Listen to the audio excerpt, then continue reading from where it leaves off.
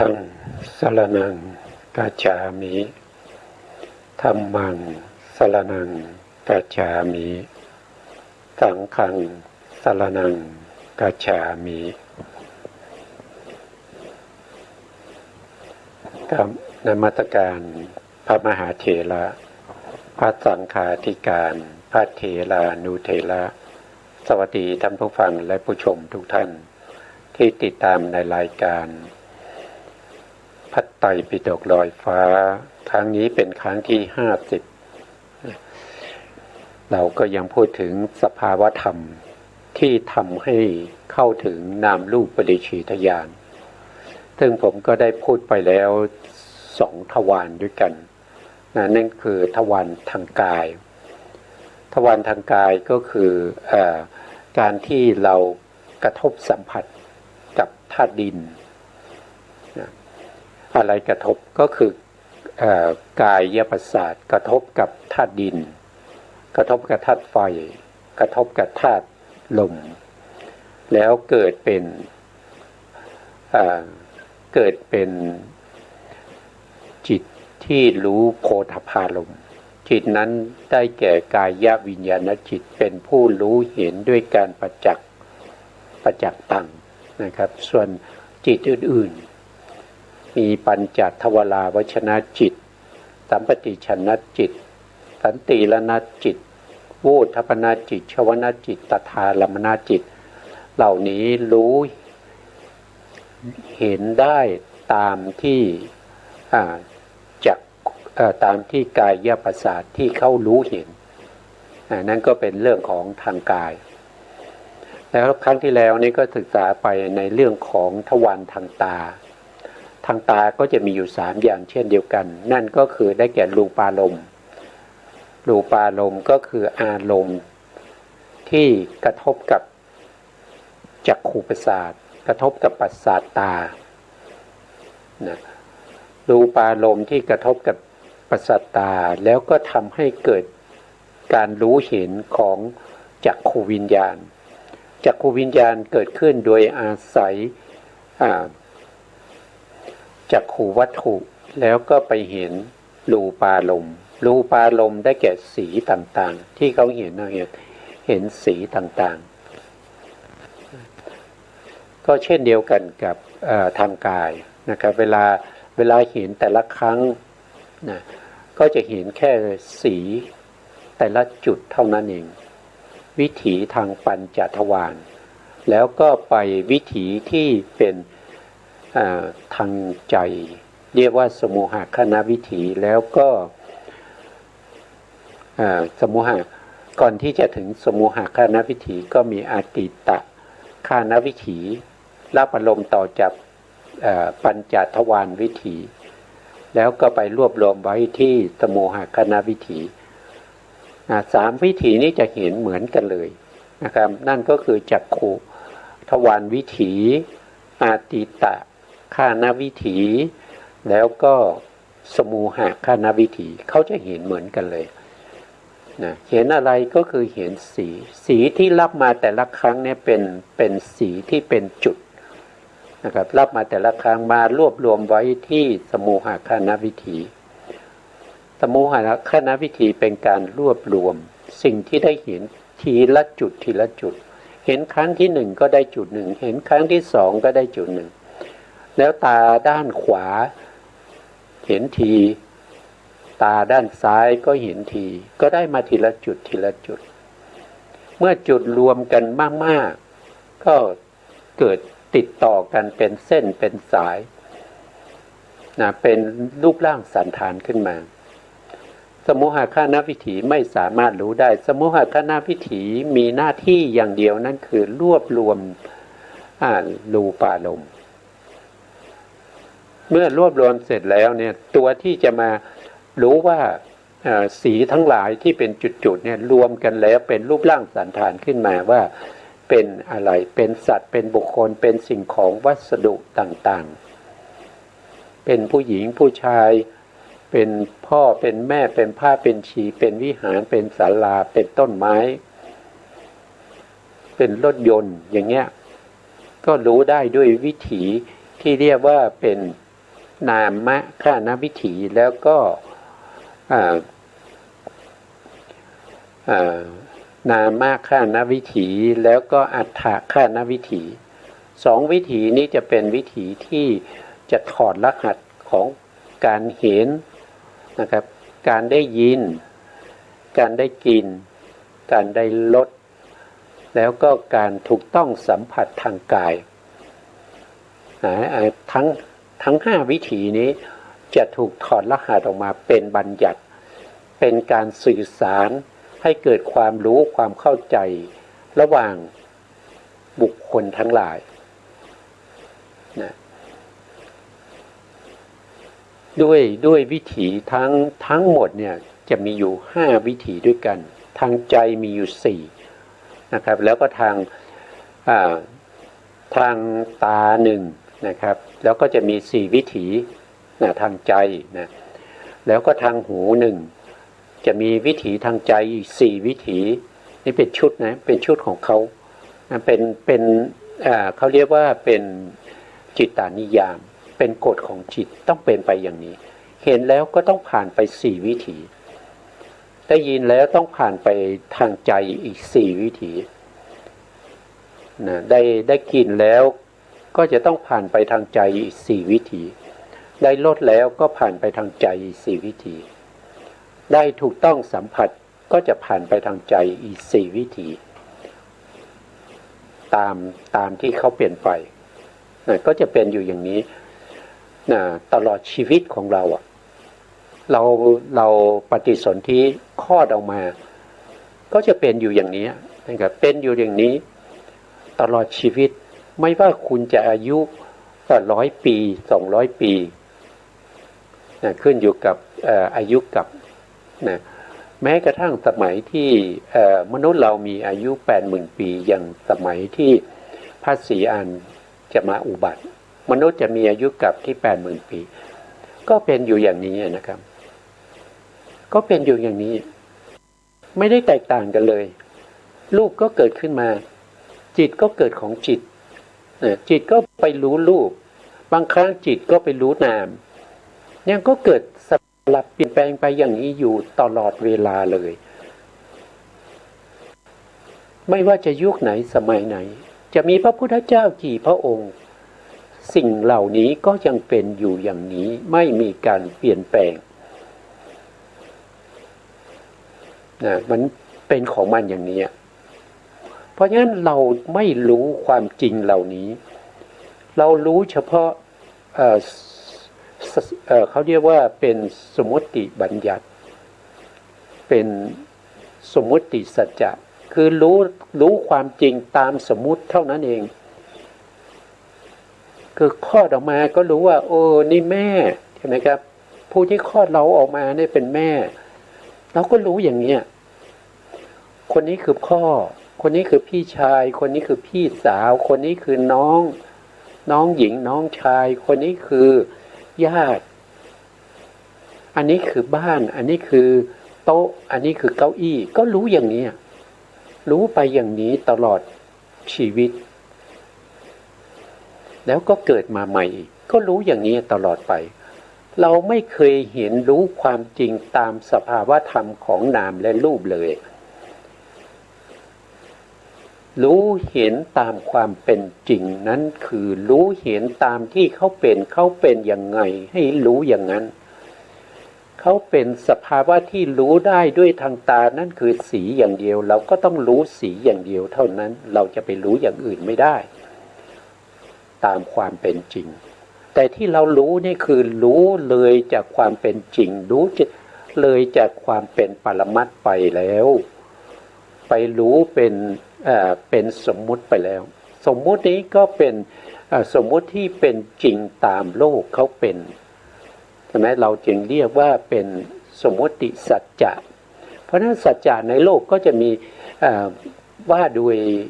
ใหญ่ๆก็มี2อย่างนั่นคือปรมัตถสัจจะแล้วก็สมมุติสัจจะสภาวะธรรมที่เป็นไปในช่วงชีวิตของสัตว์ทั้งหลายนะครับจะอายุกี่หมื่นปีก็ตาม ก็เป็นไปในปรมัตถสัจจะเท่านั้นการเห็นก็เห็นแต่สีการได้ยินเสียงการได้ยินก็ได้ยินแต่เสียงการได้กลิ่นก็ได้แต่กลิ่นการรู้รสก็รู้แต่รสการสัมผัสก็จะรู้เฉพาะความแข็งความหย่อนความตึงความเย็นความร้อนแล้วก็ทางใจก็จะเป็นการนึกคิดถึงคนนั้นคนนี้เราไม่เห็นเลยว่าการนึกคิดของเราเนี่ยที่เป็นไปด้วยธรรมารมณ์ที่กระทบกับภวังคจิตแล้วทำให้ภวังคจิตนั้นขาดไปเรามองไม่เห็นสิ่งเหล่านี้เรามองไม่เห็นเพราะเราไม่เคยสะสมเรื่องเหล่านี้มาตั้งแต่อดีตชาติไม่เคยสะสมบุญบารมีที่จะเห็นปรมัตถสัจจะที่จะเห็นสภาวะตามความเป็นจริงเพราะฉะนั้นเราก็วนเวียนอยู่ในสมมุติสัจจะนะเพราะฉะนั้นการที่เราจะประพฤติปฏิบัติให้ได้นามรูปปริเฉทญาณซึ่งเป็นญาณแรกที่จะเป็นหนทางก้าวแรกที่จะนำเราไปสู่มรรคผลนิพพานต้องเริ่มตรงนี้นะต้องเริ่มตรงที่ทำยังไงก็ตามให้รู้เห็นตามความเป็นจริงก่อนนะยัตถาภูตญาณทัสสนะต้องรู้อย่างนี้ก่อนนะครับถ้าเราฝึกจิตของเราบ่อยๆจิตของเราก็จะยอมรับนานๆไปก็เป็นอัธยาศัยเมื่อเห็นปุ๊บเขาก็จะเห็นทันทีว่าเป็นแต่สภาวธรรมที่จักขุวิญญาณเห็นรูปารมณ์ที่ถูกเห็นนั่นก็คือสีที่เห็นได้เนื่องจากมีแสงสว่างถูกกับวัสดุที่เป็นสีที่อาศัยวัสดุนั้นแล้วสะท้อนเข้ามาที่ตาก็เห็นอย่างนี้เห็นตามความเป็นจริงเห็นอย่างนี้ไม่ได้เห็นสีนั้นเป็นผู้หญิงผู้ชายไม่ใช่สัตว์ไม่ใช่บุคคลไม่ใช่ตัวตนไม่ใช่เราไม่ใช่เขาว่างเปล่าจากความหมายว่างเปล่าจากสาระนะเขาเกิดขึ้นเขาก็ดับไปอันนั้นส่วนการเกิดขึ้นแล้วดับไปความเป็นทุกข์เป็นอนิจจังมันเป็นวิปัสสนาที่สูงกว่านามรูปปริเฉทญาณเขาไปอยู่ญาณที่สามนะคนที่จะเห็นพระไตรลักษณ์ต้องอยู่ญาณที่สามนะครับญาณที่สามตอนนี้เรายังไม่ได้ญาณที่หนึ่งนามรูปปริเฉทญาณหรือยัตถาภูตญาณทัสสนะหรือว่าสังขารปริเฉทญาณหรือวัฏฐานปริเฉทญาณเรายังไม่เห็นเลยแล้วเราอยู่ๆจะไปเห็นอนิจจังทุกขังอนัตตามันเป็นไปไม่ได้นะมันเป็นไปไม่ได้เลยแต่ที่เรารู้อยู่ทุกวันนี้ทำไมเรารู้ก็เพราะว่าเราศึกษาเล่าเรียนเราได้ยินได้ฟังมาแต่การรู้แบบนี้ไม่ใช่เป็นสภาวธรรมแต่เป็นการรู้ด้วยการศึกษาปริยัติเรียกว่าเป็นปริยัติแต่การที่เราจะรู้จากใจของเราต้องเริ่มตั้งแต่นามรูปปริเฉทญาณเมื่อนามรูปปริเฉทญาณทั้ง6ทวารเนี่ย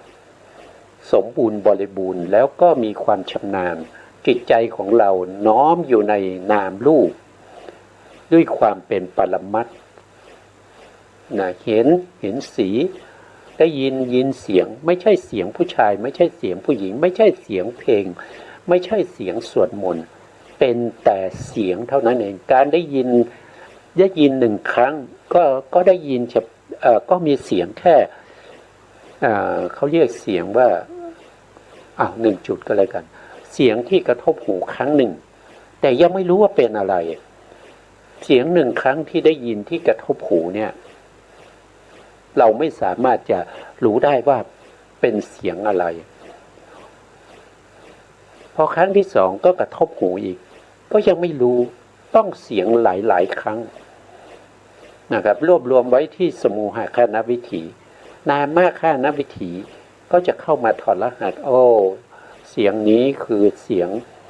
คุณแม่เรียกพ่อเรียกเสียงนี้พระสวดมนต์เสียงนี้สามเณรกำลังท่ ท่องบนสาธยายพระธรรมคือผ่านไปจิตเกิดขึ้นแล้วก็ผ่านไปมากมายเป็นล้านวิถีกว่าที่จะรู้เรื่องเหล่านี้ได้แต่การรู้แต่ละวิถีเนี่ยรู้เฉพาะว่าเขาคือเสียงเท่านั้นเองเขาไม่ได้ติดต่อกันเป็นเสียงเพลงเสียงคนร้องไห้เสียงคนหัวเราะไม่ใช่อย่างนั้นยังไม่รู้ได้เพียงแต่เห็นแล้วก็ได้ยินแค่ครั้งเดียวนี่กระทบหูแค่ครั้งเดียวหูซ้ายกระทบทีหูขวากระทบทีรวบรวมไว้ที่สมุหากานวิถีเราจะทำยังไงให้เข้าถึงสภาวะนี้ได้ตามความเป็นจริงที่เป็นอยู่นั่นก็คือเราต้องฝึกจิตต้องฝึกให้เป็นไปโดยธรรมชาติเหมือนกับที่เราเป็นอยู่ทุกวันนี้เมื่อเราเห็นปุ๊บเราก็เข้าสู่สมมติสัจจะทันทีรู้เป็นผู้หญิงผู้ชายรู้เป็นนั่นเป็นนี่ได้ยินเสียงก็รู้ว่าเสียงผ้ากำลังสวดมนต์นะเสียงนักร้องกำลังร้องเพลงอยู่นะครับเสียงนกเสียงกาเสียงหมาเสียงหมูก็เป็นอะไรเป็นสมมุติไปแล้วเป็นสมมุติสัจจะไปโดยสิ้นเชิงไม่มีการรู้เห็นตามความเป็นจริงตามที่พระพุทธองค์ได้แสดงไว้นะทีนี้ครั้งที่แล้วเราก็พูดไปแล้ว2 ทวารนะครับวันนี้เราก็มาพูดในทวารที่3นะครับ2 ทวารที่เราพูดไปก็คือทางกายใช่ไหมครับเราพูดทางกายก่อนเพราะอะไรก็เพราะว่าทางกายนี้เป็นอารมณ์กระทบเป็นอารมณ์หยาบที่รู้ได้ง่ายอย่างเช่นความแข็งความอ่อนเนี่ยสัมผัสได้รู้ได้ง่ายใช่ไหมครับความแข็งความอ่อนความเย็นความร้อนเนี่ยสัมผัสด้วยกายประสาทแล้วก็รู้ได้ง่ายผมจึงนำทวารกายมาพูดก่อนนะพูดจบไปแล้วนะครั้งก่อนนู้นนะแล้วก็ครั้งที่ผ่านมาก็พูดทวารตาก็คือการเห็นใช่ไหมครับมี3อย่างนั่นก็คือรูปารมณ์ก็คือสีต่างๆกระทบกับประสาทหูประสาทตานะครับกระทบกับประสาทตาแล้วก็เกิดจิตที่เห็นเรียกว่าจักขูวิญญาณอันนั้นก็3ผ่านไปแล้ววันนี้เราก็มาในส่วนที่เป็นหูนะครับท่านก็บอกว่าอันดับแรกเนี่ยท่านแนะนำให้เรารู้ลักษณะที่จตุกะของสัทธารมณ์สัทธารมณ์คือเสียงนะครับคือเสียงจำไว้ว่าเขาคือเสียงสัทธารมณ์คือเสียงนี่มีลักษณะยังไงท่านก็บอกว่าโสตปฏิหานะลักขณังสัทธารมณ์ที่มีการกระทบกับโสตประสาทเป็นลักษณะสัทธารมณ์คือเสียงเขาจะกระทบกับประสาทหูเท่านั้นนะเสียงนี้ไม่สามารถจะกระทบกายได้นะครับไม่สามารถที่จะมากระทบกายได้แล้วก็เสียงนี้ไม่สามารถที่จะกระทบกับตาได้เสียงนี้ไม่สามารถจะกระทบกับประสาทจมูกได้เขากระทบอย่างเดียวนั่นคือกระทบกับหูนะครับเมื่อมีเสียงมากระทบกับหูถ้าเราไม่กำหนดรู้เสียงนั้นก็จะผ่านไปนะครับผ่านไป1 วินาทีนะครับ1 วินาทีเนี่ยเสียงผ่านไปแล้วถึงว่าโดยจิตเนี่ยเกิดดับไปตั้ง400,000 โกฏขณะรวดเร็วแต่เราไม่สามารถรู้ได้เราไปรู้เอาตอนที่เสียงเขารวมกันแล้วรวมกันเป็นเสียงสวดมนต์เป็นเสียงอื่นๆไปแล้วถอดลักษณะออกมาแล้วด้วยนามคณวิถีแล้วก็อัตถคณวิถีมันเลยจากความเป็นปรมัตถ์ไปแล้วนะเพราะเราไม่ได้ใส่ใจเราไม่ได้กำหนดเราไม่ได้ตั้งใจจงใจในการที่จะกำหนดรู้ในเรื่องของลักษณะของสัทธารมณ์ก็เลยผ่านไปนะแต่ถ้าเราตั้งใจกำหนดใหม่ๆก็จะยากนานไปก็จะก็ไม่ยากนะครับก็สามารถที่จะรู้ได้นะถ้ารู้ไม่ได้นะครับพระพุทธองค์ก็คงไม่แสดงนะครับรู้ไม่ได้พระพุทธองค์ไม่แสดงลักษณะที่จตุกะของสัทธารมณ์ก็คงไม่มีแต่นี่มันมี มันเป็นไปอย่างนี้จึงมีลักษณะที่จตุกะของสัทธาลมนะเรายังไม่ได้ลองทำดูเรายังไม่ได้ลองกำหนดนะครับเราก็อย่าเพิ่งว่าเป็นไปไม่ได้นะครับสิ่งที่เป็นไปไม่ได้น่าจะคิดเป็นเรื่องอื่นนะครับอย่างเช่นการเหาะเหินเดินอากาศอย่างเงี้ยก็สนใจกันมากเลยนะอุตริมนุสธรรมเนี่ยสนใจกันมากนะครับแต่ความจริงที่อยู่กับตัวเราเนี่ยไม่มีใครสนใจนะครับเราไม่เริ่มต้นนี้เราจะไปเริ่มตรงไหนนะครับอันนี้ก็เสียงเนี่ยมีลักษณะของการกระทบกับโสตปัสสราเป็นลักษณะแล้วก็เสียงนะครับมีอะไรเป็นกิจท่านก็บอกว่าโสตวิญญาณนัสสะวิสยภาวะละสัง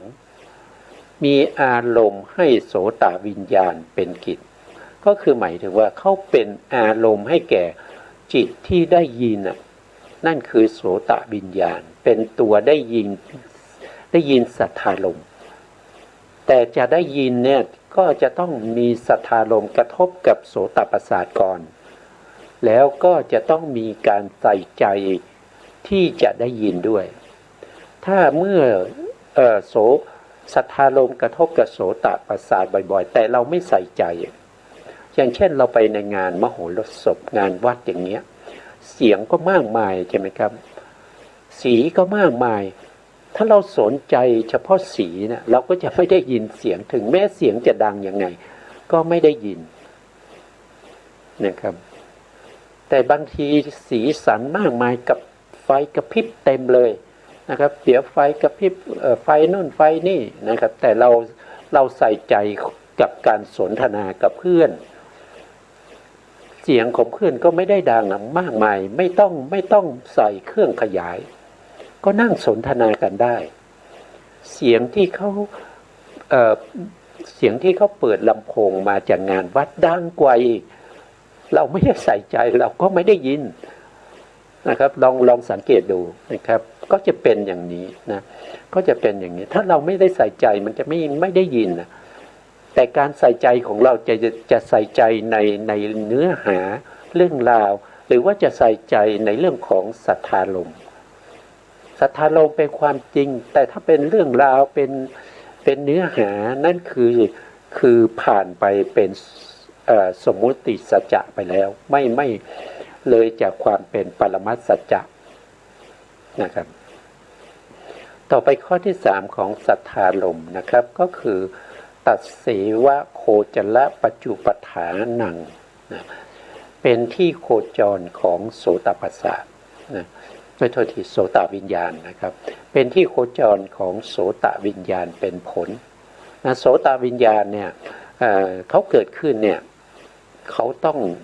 รู้สัทธารมณ์เพราะฉะนั้นสัทธารมณ์ก็เป็นที่ท่องเที่ยวของโสตวิญญาณเพราะโสตวิญญาณเนี่ยเขารู้อย่างเดียวนะครับจิตดวงนี้จะรู้อย่างเดียวไม่สามารถรู้อย่างอื่นได้เลยเขาจะรู้เฉพาะสัทธารมณ์แล้วสัทธารมณ์นั้นจะต้องเป็นสัทธารมณ์ที่เป็นปัจจุบันด้วยสัทธารมณ์ที่เกิดขึ้นแล้วยังตั้งอยู่ด้วยถ้าสัทธารมณ์ที่เป็นอดีตแล้วโสตวิญญาณไม่สามารถรู้ได้สัทธารมณ์ที่กำลังจะเกิดโสตวิญญาณโสตวิญญาณนะครับโสตวิญญาณไม่สามารถรู้ได้โสตวิญญาณจะต้องรู้สัทธารมณ์ที่เป็นปัจจุบันเท่านั้นแล้วการรู้ของโสตวิญญาณรู้แต่ละครั้งจะต้องรู้แค่เสียงที่เป็นขณะหนึ่งนะครับไม่สามารถบอกได้ว่าเป็นเสียงอะไรแต่เขาเป็นเสียงเขารู้ได้ด้วยโสตวิญญาณอันนี้เป็นผลเพราะฉะนั้นโสตวิญญาณเกิดขึ้นเนี่ยเขาต้องแสวงหาอะไรก็คือสัทธารมณ์นะครับเขาจึงท่องเที่ยวและโคจรอยู่ในเรื่องของสัทธารมณ์เพราะว่าเขารู้ได้อย่างเดียวถ้าเขาเกิดขึ้นแล้วไม่มีสัทธารมณ์เขาเกิดไม่ได้นะโสตวิญญาณเนี่ยจะเกิดขึ้นได้ต้องมีสัทธารมณ์เกิดแล้วก็ตั้งอยู่ถ้าสัทธารมณ์เกิดขึ้นแล้วดับไปแล้วโสตวิญญาณเกิดไม่ได้โสตวิญญาณเกิดขึ้นมาต้องรู้สัทธารมณ์ นะอันนี้เป็นผลเป็นอาการปรากฏให้ผู้ที่ใส่ใจแล้วก็พยายามในการกำหนดรู้เสียงตามสภาวะของความเป็นจริงของเสียงสามารถที่จะรู้ได้นะรู้ได้นะต่อไปในข้อที่สี่นะครับจตุมหาภูตะปัฏฐัฏฐานังมีมหาพุทธรูปทั้งสี่เป็นเหตุใกล้นะมีมหาพุทธรูปทั้งสี่เป็นเหตุใกล้มหาพุทธรูปทั้งสี่ก็คืออะไร ก็คือธาตุดินธาตุน้ำธาตุไฟธาตุลมนะครับมีมหาพุทธรูปทั้งสี่ศรัทธาลมเนี่ยเป็นความใสของมหาพุทธรูปนะศรัทธาลมเนี่ยเขาจะกระจายไปพร้อมกับเขาเรียกว่าเป็นวินิโพครูป8จริงๆแล้วมีอยู่8รูปนะครับมีอยู่8รูปแต่4รูปที่เป็นมหาพุทธรูปเนี่ยเป็นตัวเอกเป็นตัวหลักนะครับในการที่ทำให้วินิโพครูปทั้ง8เนี่ยเกาะติดกันเป็นกลุ่มเป็นก้อนเป็นกลาบขึ้นมาแล้วความใสของมหาพุทธรูปนั้นสามารถกระทบกับโสตประสาทได้ความใสของมหาพุทธรูปนั้นนะครับก็คือศรัทธาลมนั่นเองเป็นลักษณะของศรัทธาลมเป็นลักษณะของเป็นลักษณะของโสตประสาทที่ศรัทธาลมกระทบได้เสียงกระทบกับตรงนี้ได้อันนี้ก็เป็นเหตุใกล้ให้เกิดศรัทธาลมเพราะศรัทธาลมจะเกิดขึ้นได้ต้องมีมหาพุทธรูปนะมหาพุทธรูปมีอยู่4นะครับแล้วก็มีอุปทัยรูปอีก4รวมกันเป็นอวินิโพครูป8อวินิโพครูป8ประกอบด้วยศรัทธาอีก1ศรัทธานี้จะเกิดร่วมกับมหาพุทธรูปหรืออวินิโพครูป8ที่เกิดจากกรรมเกิดจากกรรมเดี๋ยวจะมีนะครับเดี๋ยวจะมีเกิดจากกรรมนั้นเราเรียกว่าเป็นสัทธตัณหาอย่างเงี้ยนะครับเดี๋ยวจะมีอันนี้เราพูดตรงนี้ไปก่อนนะครับเดี๋ยวจะสับสนนะมีมหาพุทธรูป4เป็นเหตุใกล้นะครับสัทธาลมคืออะไรสัทธาลมก็คืออารมณ์คือเสียงนะครับเสียงต่างๆนะครับเสียงที่มีเสียงที่ดียิ่งก็ได้เสียงที่ไม่ดียิ่งก็ได้ก็จะมีวิถีจิตก็จะมีตถาลมณะ2ขณะทั้งดีและก็ไม่ดีแต่ถ้าเป็นเสียงธรรมดาเป็นเสียงที่ไม่ถึงกับดีมากหรือไม่ถึงกับเป็นเสียงเขาเรียกว่ามัชฌตารมณ์เป็นอารมณ์ปานกลางนะครับก็จะไม่มีตถาลมณะนะครับก็จะไม่มีตถาลมณะแล้วสัทธาลมกระทบกับอะไรก็กระทบกับโสตประสาทนะครับตรงที่เขากระทบที่ไหนกระทบที่อุปาทขณะของอาตีตะภวังค์นะกระทบที่อาตีตะภวังค์กระทบกันแล้วผ่านไปจิตผ่านไป1ขณะเพราะว่าจิตนี้เกิดเร็วนะครับเกิดเร็วมากนะเมื่อสัทธาลมกระทบกับโสตประสาทจิตผ่านไป1ขณะจิตที่ผ่านไป1ขณะนั้นเราเรียกว่าเป็นอาตีตะภวังค์เป็นอดีตไปแล้วอาตีตะภวังค์ไปแล้วนะครับหลังจากนั้นก็จะเกิดขึ้นมาอีก1ดวงก็จะเรียกว่าเป็นภวังคัจจรณะภวังคัจจรณะนะครับยังมีอารมณ์เก่าอยู่อารมณ์เก่าเขาคืออารมณ์ที่เขารับมาในมรณะสันนการชวนะในภพก่อนนะครับในภพก่อนไม่ใช่สัทธาลมไม่ใช่ตัวนี้ไม่ใช่สัทธาลมที่เป็นปัจจุบันนะเขาเป็นอดีตอารมณ์นะแล้วก็ต่อมาก็จะเป็นภวังคจิตดวงที่3ที่เกิดขึ้นเรียกว่าภวังคูปเฉทะก็มีอารมณ์ที่เป็นอดีตเกิดการหวั่นไหวจนขาดไปนะครับที่เขาขาดไปเขาไม่เกิดอีกก็เพราะว่าถูกสัทธาลมกับโสตประสาทกระทบกันแล้วแหละ นะกระทบกันแล้วก็เกิดการหวั่นไหวของจิตทำให้จิตที่เป็นภวังคจิตทั้งภวังคจิตขาดไปนะครับภวังคจิตขาดไปเป็นเหตุเป็นปัจจัยเขาเรียกว่าเป็นอนันตระปัจจัยให้แก่ปัญจทวาราวชนะจิตเกิดขึ้นปัญจทวาราวชนะจิตเกิดขึ้นรู้เห็นสัทธารมณ์ปัญจทวาราวชนะจิตอาศัยมันอาศัยหาทายวัตถุเกิดแล้วก็ไปรู้สัทธารมณ์ปัญจทวาราวชนะจิตดวงนี้สามารถจะรู้อารมณ์ได้อยู่5เท่านั้นเองนะ5อารมณ์นั้นก็คือได้แก่รูปารมณ์สัทธารมณ์คันธารมณ์รัสสารมณ์โพธพารมณ์ที่เป็นปัจจุบันยังมีอยู่ยังตั้งอยู่ที่เป็นปัจจุบันแต่การเห็นของปัญจทวาราวชนะเขาไม่ได้เห็นด้วยการประจักษ์เขาเห็นด้วยสภาวะรู้เห็นนะครับเหมือนกับเรายังไม่เคยเห็นหน้าแต่มีคนมาบอกนะครับว่าท่านนั้นท่านนี้นะครับเป็นอะไรเป็นเจ้าอาวาสเป็นท่านมหานะพระรูปนั้นรูปนี้เป็น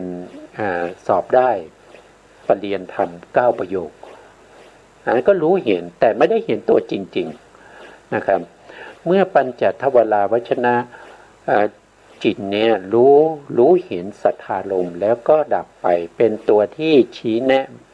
ให้แก่โสตวิญญาณจิตโสตวิญญาณจิตก็ไปรู้สัทธารมณ์อันนี้เขารู้ด้วยการประจักษ์แจ้งเผชิญหน้าเลยเห็นจริงๆนะครับโสตวิญญาณได้ยินสัทธารมณ์มีสัทธารมณ์ที่เป็นปัจจุบันเป็นอารมณ์นะครับเมื่อรับมาแล้วนะเขาก็รับสัทธารมณ์มาแล้วเขาก็ดับไปส่งอารมณ์ที่เป็นสัทธารมณ์ให้สัมปติชนะสัมปติชนะรับต่อมาส่งให้สันติละนะสันติละนะทำหน้าที่ไต่สวนอารมณ์ไต่สวนเสร็จส่งให้โวทัปนะโวทัปนะทำการตัดสิน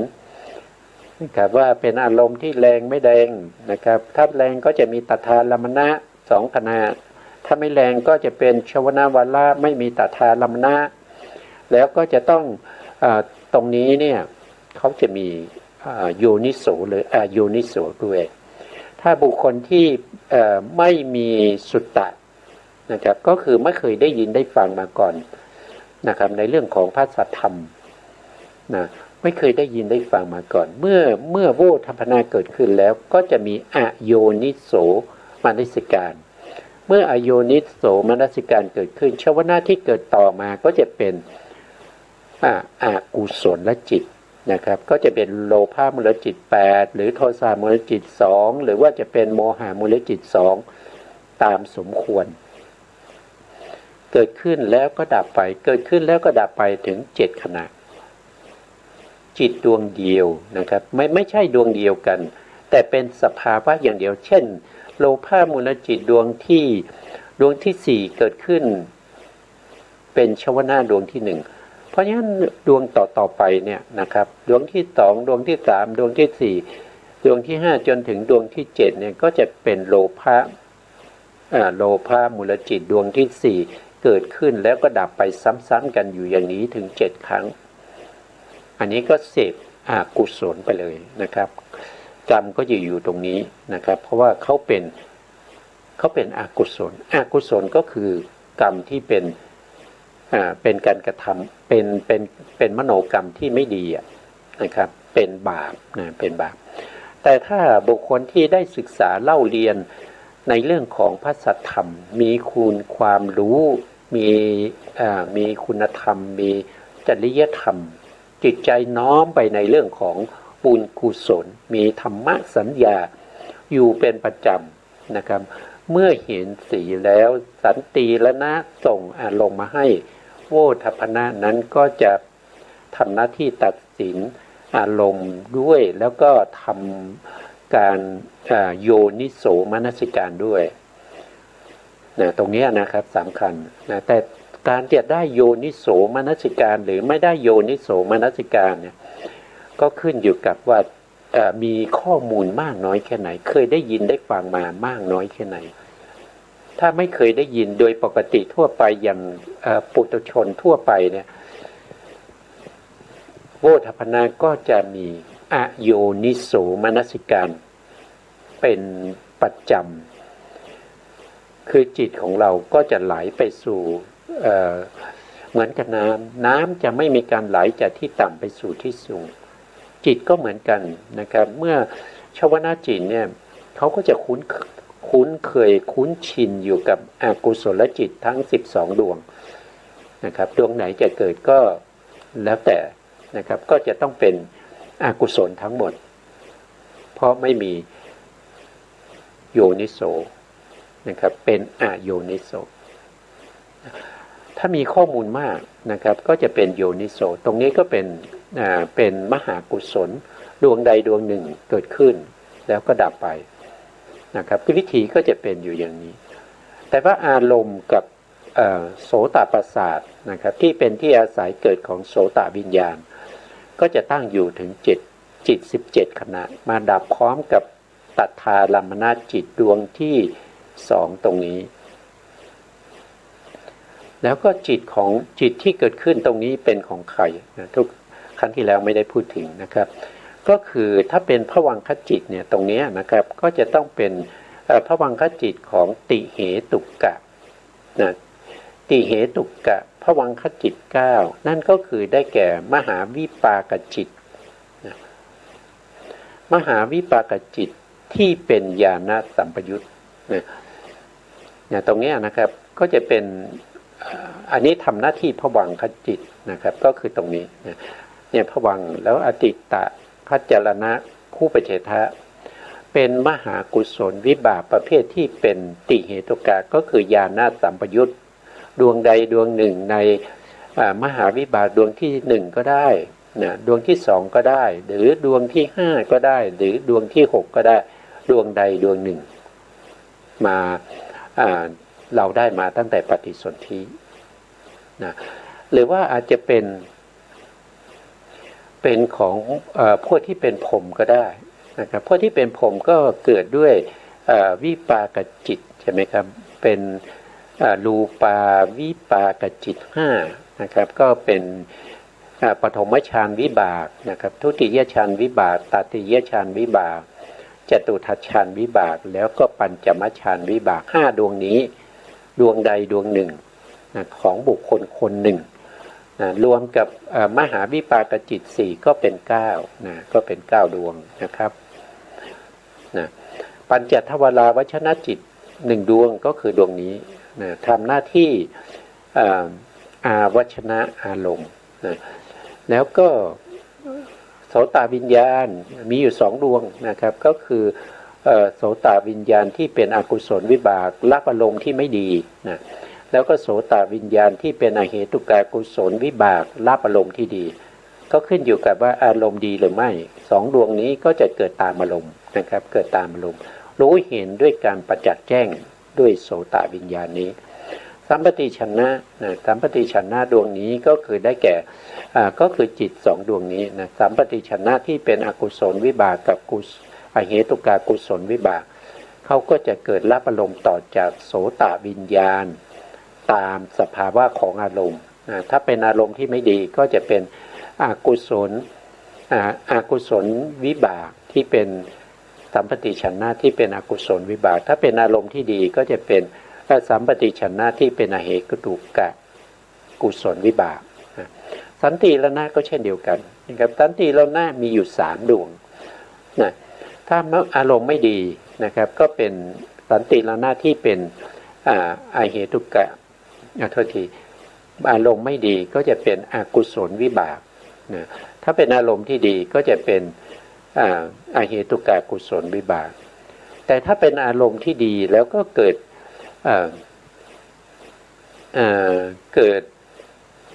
ความชอบใจเกิดความยินดีเกิดความชอบใจก็เป็นสมนัตก็จะเป็นดวงนี้ก็เป็นกุศลวิบาก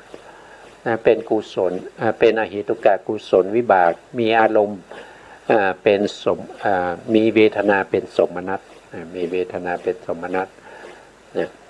ถ้าเป็นวูทัปนาจิตวูทัปนาจิตก็คือได้แก่ดวงนี้นะดวงนี้คือมโนทวาราวชนะจิตทำหน้าที่วูทัปนะตัดสินอารมณ์ในปัญจทวารนะ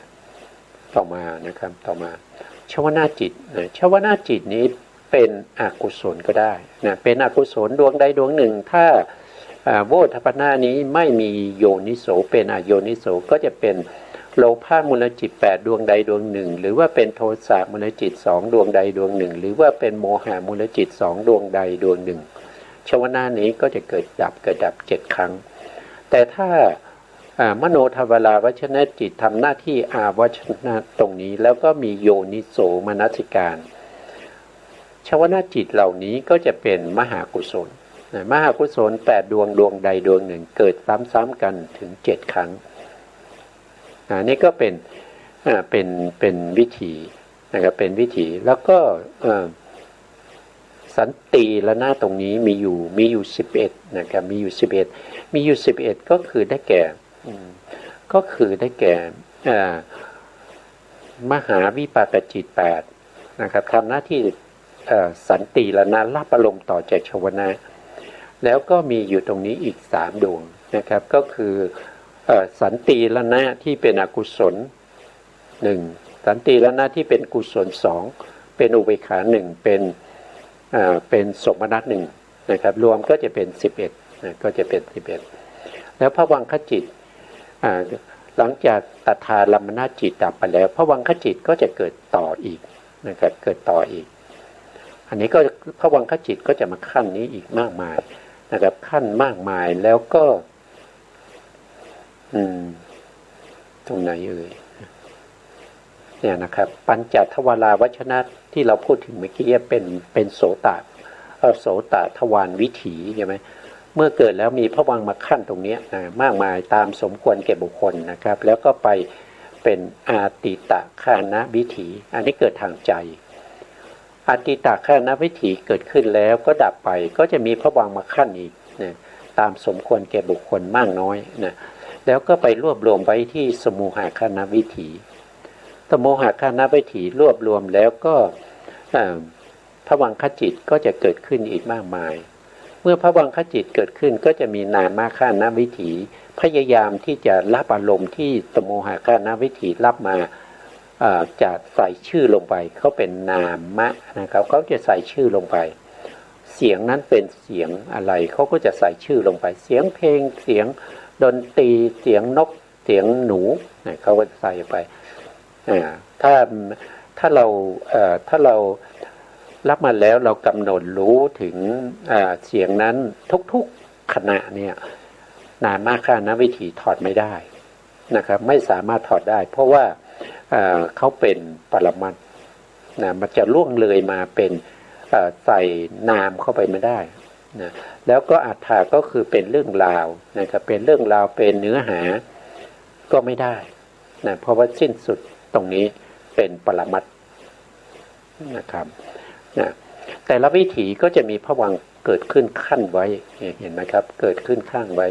แต่ว่าภวังค์เหล่านี้ก็จะมากน้อยก็ขึ้นอยู่กับบุคคลนะครับแต่ถ้าเป็นของพระสัมมาสัมพุทธเจ้าจะมีภวังค์ขั้นอยู่อย่างนี้ท่านบอกว่ามีประมาณ 2-3 ขณะเท่านั้นนะครับจะขึ้นวิถีใหม่ทันทีนะครับแต่ไม่รู้ว่าของพระสารีบุตรหรือพระโมคคัลลานะซึ่งเป็นอัครสาวกเนี่ยจะมีมากน้อยเท่าไหร่ไม่รู้นะครับหรือว่าเป็นอสิติมหาสาวกก็จะมีมากกว่านั้นอีกถ้าเป็นสาวกทั่วไปก็จะมากกว่านั้นอีกถ้าเป็นปุถุชนอย่างเราก็มากเข้าไปอีกนะภวังคจิตจะมากนะครับนะก็วนอยู่อย่างนี้นะครับวนอยู่อย่างนี้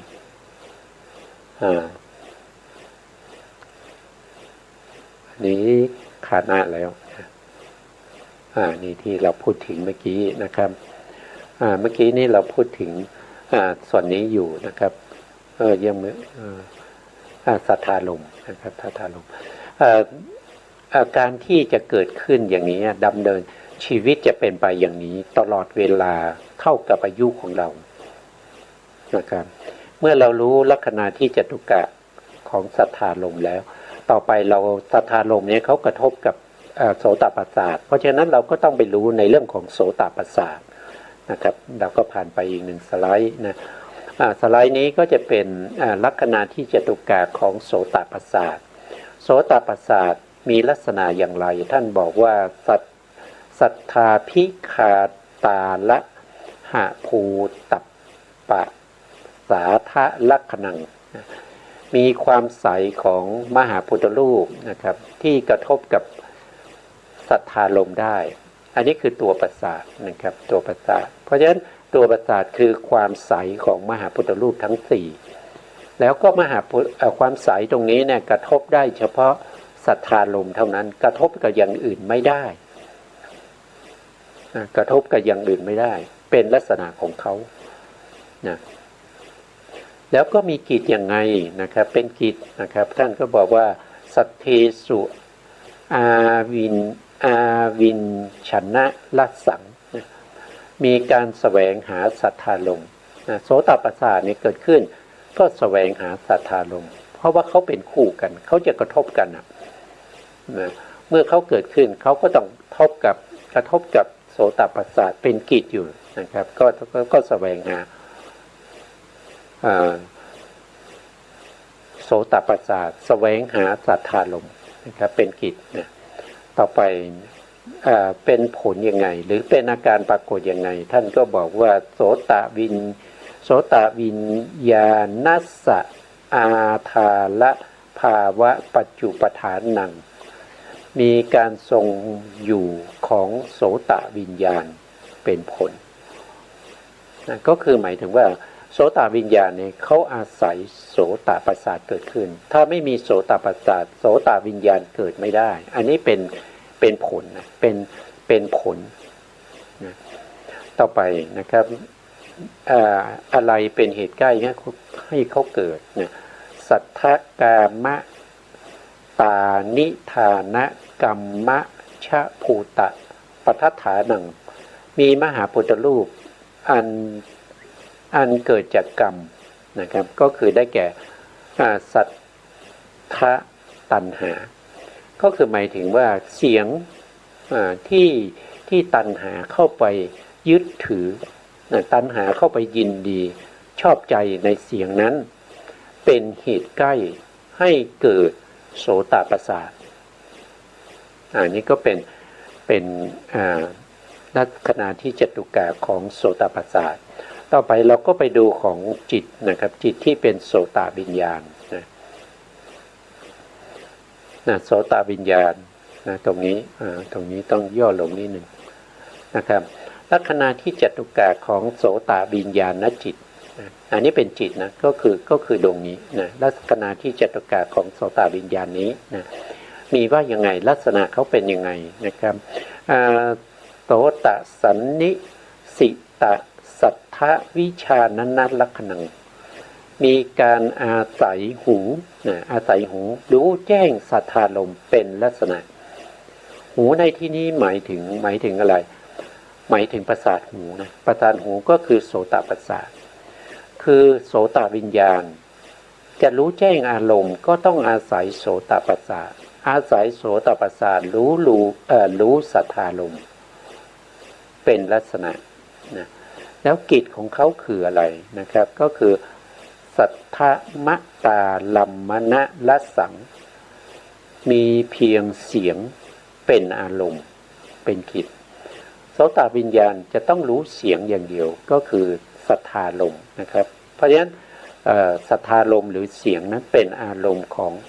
โสตวิญญาณอันนี้เป็นกิจของเขารู้อย่างเดียวเขารู้เสียงเท่านั้นเป็นกิจ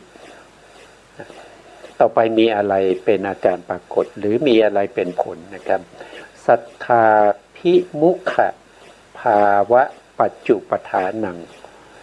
มีการมุ่งหน้าเฉพาะเสียงเป็นอาการปรากฏอาการปรากฏตรงนี้หรือว่าเป็นผลก็ได้นะครับเป็นผลก็ได้ก็ขึ้นอยู่กับการแปลนะครับอันนี้เป็นอาการปรากฏนะรู้ได้ยังไงนะครับ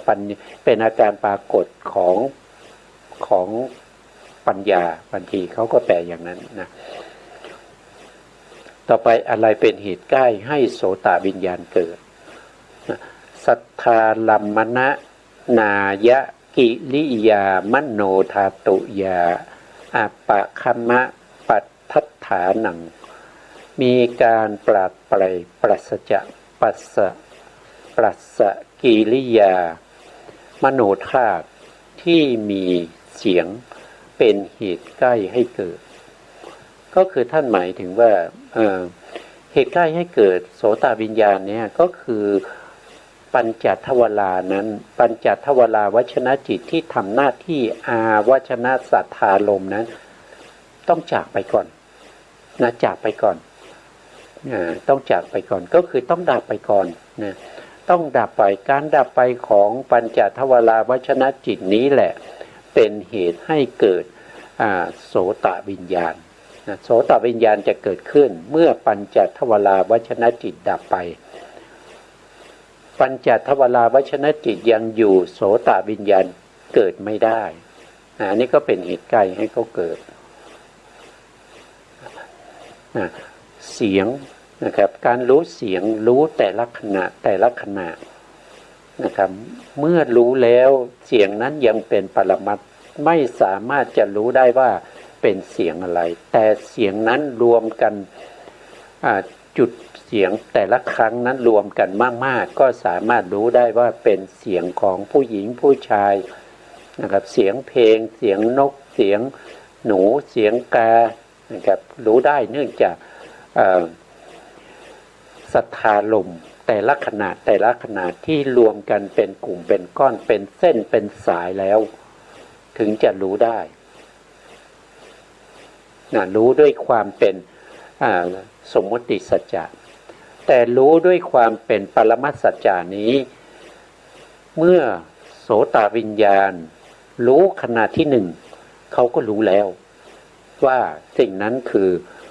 สัทธาลม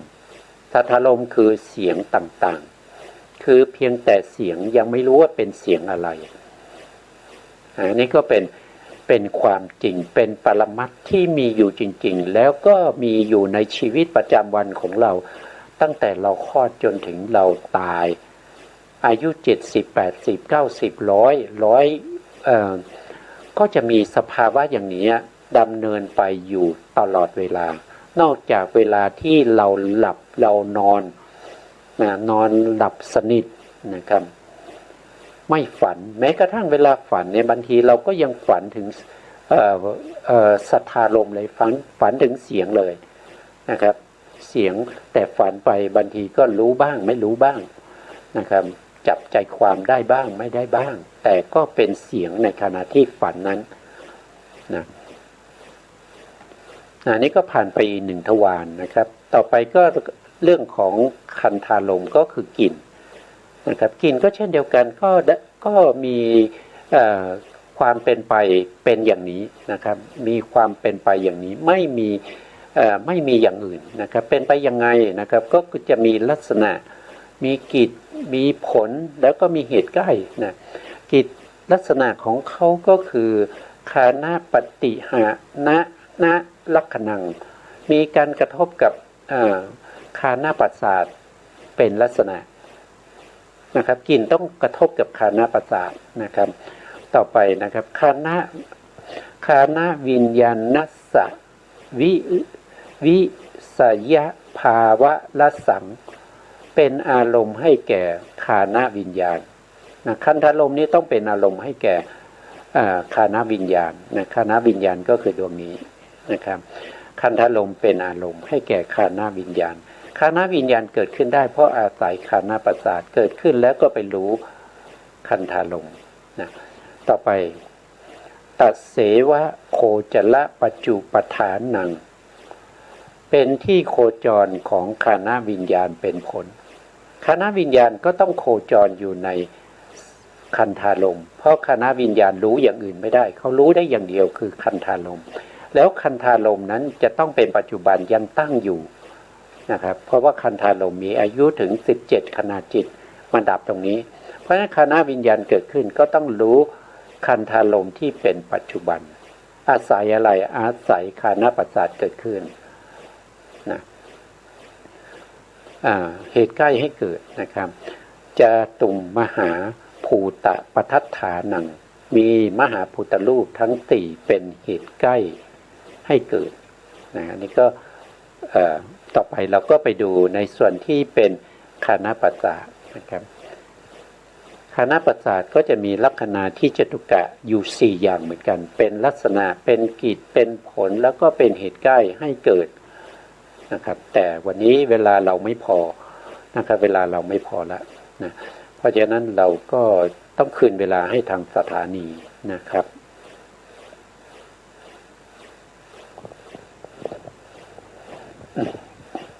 สุดท้ายนี้ขอกราบขอบพระคุณ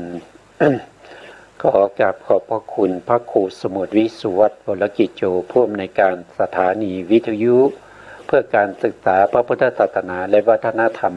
FM 104.5 เมกะเฮิรตซ์วัดฝายหินจังหวัดเชียงใหม่และขอกราบขอบพระคุณพระครูปริยัติยานุศาสตร์ขอบคุณท่านผู้ฟังและผู้ชมทุกท่านที่ติดตามในรายการพระไตรปิฎกลอยฟ้าวันนี้ลาไปก่อนครับพบกันใหม่ในโอกาสต่อไปครับสวัสดีครับ